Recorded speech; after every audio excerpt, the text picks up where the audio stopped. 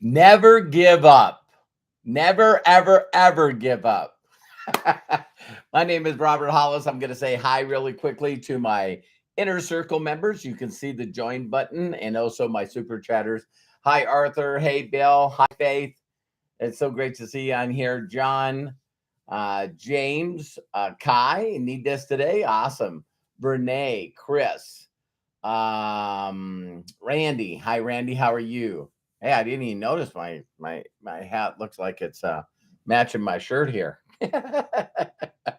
Couple more seconds. Hi, Sandy. How are you? Melody, love you so much. And we'll go ahead and get started. Hello, my name is Robert Hollis. I hope you're having a wonderful and blessed day. And today's subject or title is Never Give Up. Never give up. One of my favorites, I was talking with my son Matthew yesterday on Zoom. And one of the things that's really amazing is there's a series out there called Heart to Heart. So Kevin Hart has a person come on there. We were watching Dr. Dre, and then he also had Mark Cuban on there and Will Ferrell. Just some amazing, amazing, amazing human beings. And they have a couple of glasses of wine and they just try to come straight heart to heart instead of, um, you know, having pre-writ questions that they're promoting a book or a video or whatever. And the common theme, always the common theme, is how tough things got for them. You know what I mean? So we all want things to be easy, but if becoming successful and happy was easy, everyone would be doing it. And here's another way to look at it. Fame, success, happiness, having a lot of money would be worthless if everyone had it. So it's sort of this thing where, if everyone could do it, they would. So when you all of a sudden learn to do something, a new skill, you go through those four things. First, you don't know that you don't know. I didn't know anything about marketing or anything about doing anything other than being an auto mechanic. And so at first, it's foreign information. And because I never heard it before, you sort of scratch your head a little bit and you go like, really? I don't understand this residual. I don't understand this leverage. I don't understand how to connect with people. I don't know I don't know if I like people. And so it's this unknown thing. And when it's totally unknown, and those super chatters that Bill, thank you so much. And thank you, Jody. Super chatters actually click on that square box in the bottom and with the dollar sign. And that money goes directly to children in need. And I did a blog post. You can see the blog post that I did with Matthew and Angel on taking care of people. It's just amazing. And so one of the things, again, I love and appreciate you, Bill and Jody, so much. And so one of the things is that, when you're getting into something, then that's that next stage. And here's where people really give up. I give up. Is first, if they don't know the info and they're learning it and they're trying to understand their personal philosophy about that situation. Well, you got to understand that the programming that you have, and usually the people that you hung around your whole life, usually has the opposite philosophy. The opposite philosophy. So I really learned this when I started becoming successful and learning from people that the things that I thought and the things I believed, my personal philosophy was wrong. 1000% wrong. And so now all of a sudden I'm fighting those things. I can't really talk to people that I know are around me because they think I'm a weirdo. It's like, go get a job. You know what I mean? It's why would you want to be successful? Why would you want to give money to charity? Why would you want to help other people? And so it's foreign. Then the next step is you start doing it. Now you're super uncomfortable. It's like, I don't know why people do this, but you need to embrace the suck. When we first get in, we suck at things. Whenever we do something new, very rarely is it just instinctively easy. right? So that's why people are constantly looking for a shortcut. See, they'd rather do the shortcut than learn the skill of actually being great at connecting with another human being, making them making them feel good, giving them a sincere compliment, and building a trust really, really fast, a rapport where that person feels like they would like to help you because you're sharing your vision and what you're going to do. And, so now you're asking people to help you. And so here people go, well, no, I'd rather do anything than connect with people. Why? Because I'm not comfortable. I'm scared.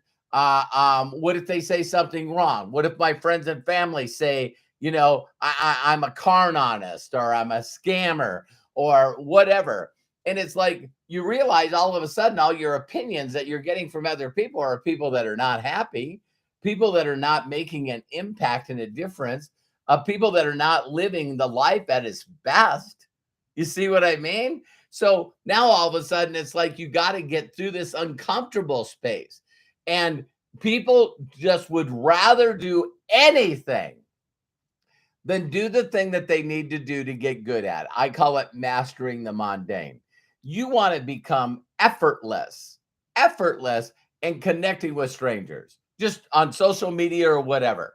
And so now what you do is you don't give up and you stay in that mundane and you go, you know what? I'm going to get great at connecting with people. I'm going to get great at making people feel good. I'm going to get great at giving them a gift.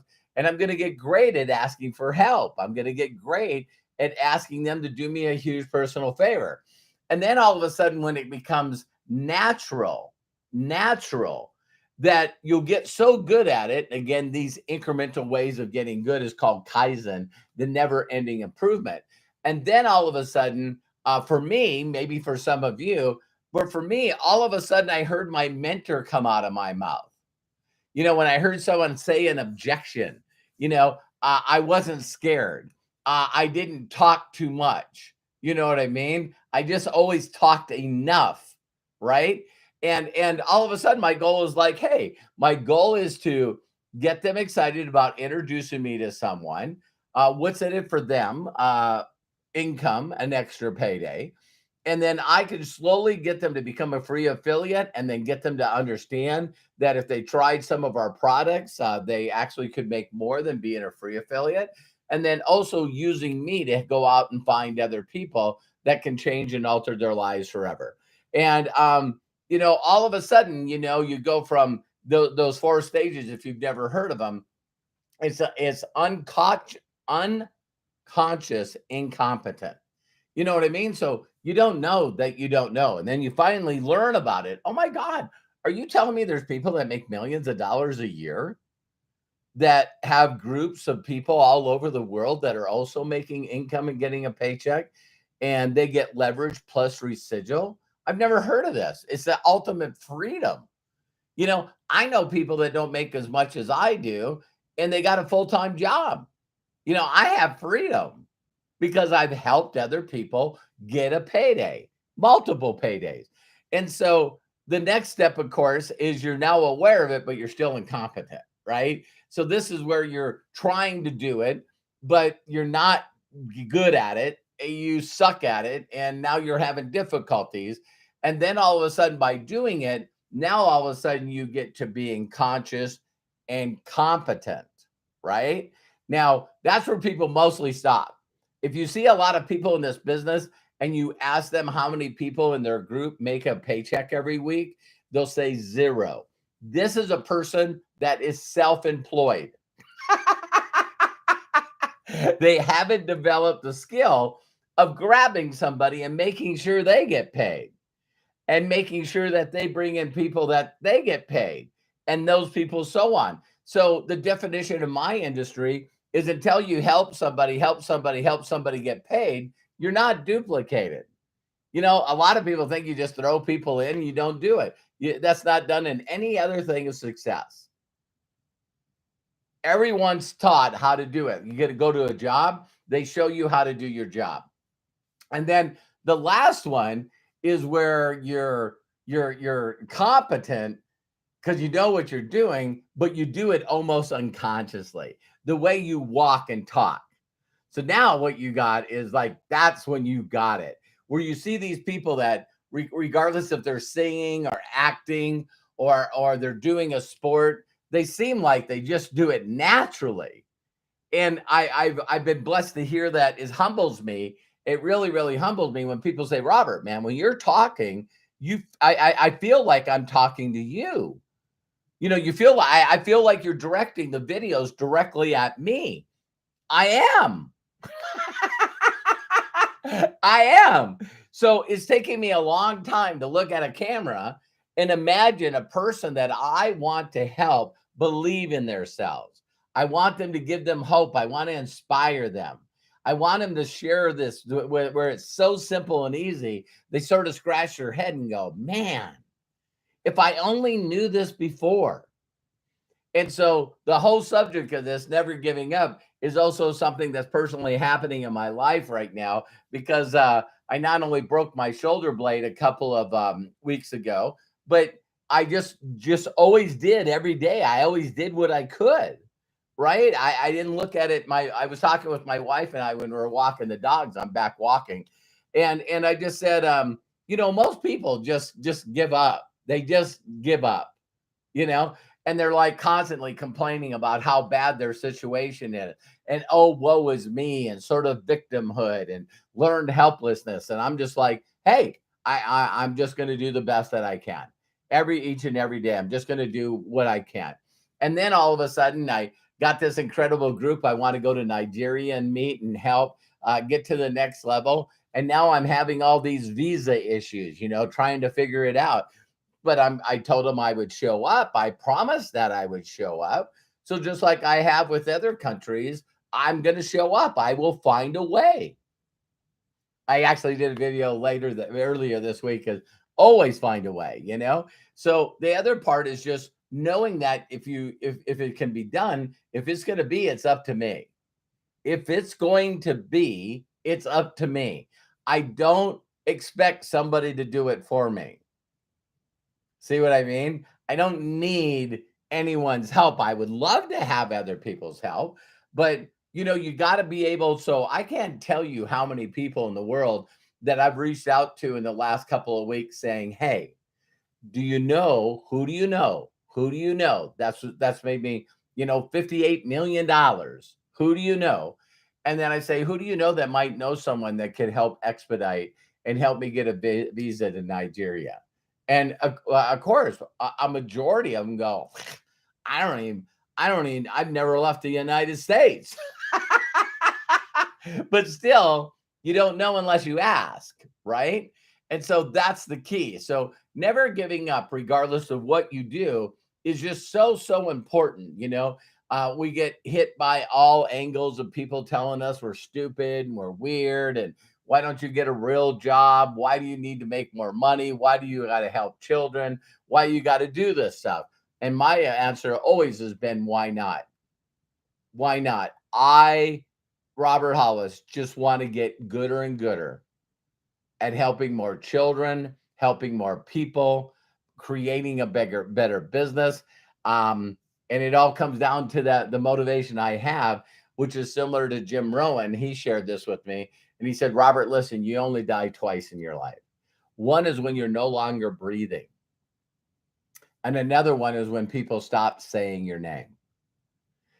So if you can make an impact in other people's life, if you've learned things that have helped you and helped others, make sure you get others people to see that. Create an audience, become an influencer, have a lot of followers following your YouTube channel or whatever social media you're on.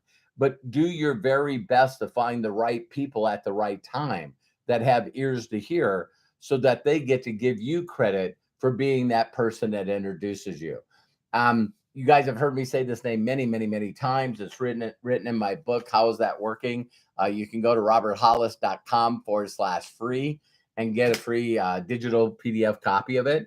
And, I'll never, ever stop giving credit to Sean Hennigan, a guy that I met only a few times at a barbecue that had the boldness to reach out to me and say, hey, I met this guy. He made 62 grand. He's looking for people to expand his company. And I thought of you.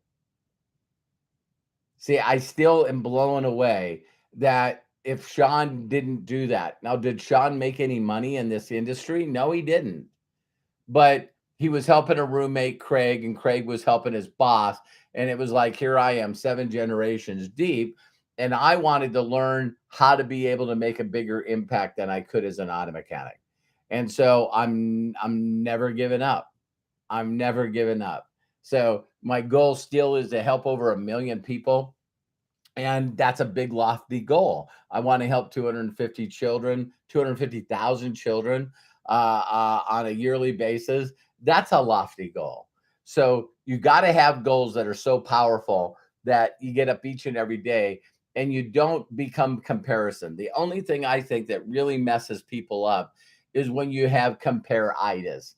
You're looking at other people and what they're doing, and then you sort of think you're doing it wrong, or you're not good enough, or you're not focused enough.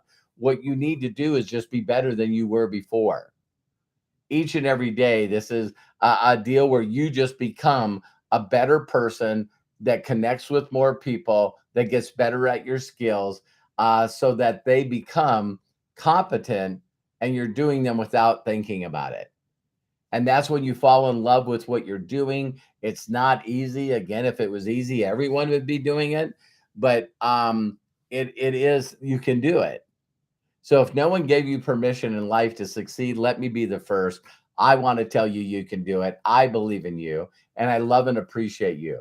And if you could do me a huge personal favor to share this video with other people that, sometimes just go, well, why does it make a difference? I really can't do anything. Who am I? You're someone like Sean. What if you introduce us to a Robert Hollis that then goes out there and helps millions and millions of people? You see what I mean? So you can do this. And I just love and appreciate you. I just love and appreciate you. So bye for now. Again, thank you so much to the super chatters. I love and appreciate you so much. And we'll see you on the next video. Bye for now.